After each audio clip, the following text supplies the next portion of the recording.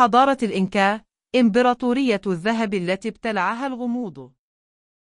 هل سمعت من قبل عن حضارة بنت أعظم إمبراطورية في أمريكا الجنوبية، ثم اختفت فجأة؟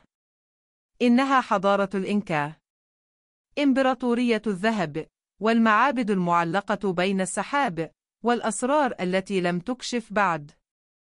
قبل أكثر من 500 عام، وسط جبال الأنديز الوعرة، ولدت حضارة لا مثيل لها.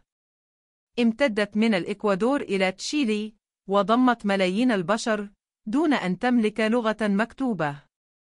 ولكن كيف حكمت الإنكا تلك المساحات الشاسعة؟ وكيف بنت مدينة ماتشو بيتشو فوق الجبال بلا إسمنت أو حديد؟ ولماذا كان يمنع عامة الشعب من النظر إلى وجه الإمبراطور؟ استخدم الإنكا خيوطاً ملونة تسمى كيبو لتسجيل المعلومات، وصمموا طرقاً تمتد لآلاف الكيلومترات عبر الجبال، طرق لا تزال تستخدم حتى اليوم.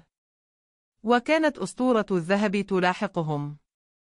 يقال إنهم أخفوا كنوزاً هائلة في بحيرة تيتيكاكا، وأن الأسبان طاردوهم بشراهة بحثاً عن مدينة إلدورادو الأسطورية. لكن في لحظة قاتلة اجتاح الغزاة الأسبان أرض الإنكا، فسقطت الإمبراطورية، لكن روحها بقيت في الجبال وفي العيون الداكنة لأحفاد الإنكا، الذين لا يزالون يرون قصتها حتى اليوم. فهل كانت حضارة الإنكا مجرد إمبراطورية؟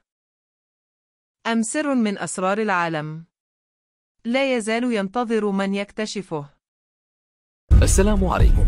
لا تنسوا الإعجاب بالفيديو والاشتراك في القناة تشجيعا لنا لنستمر بنشر المزيد إن شاء الله.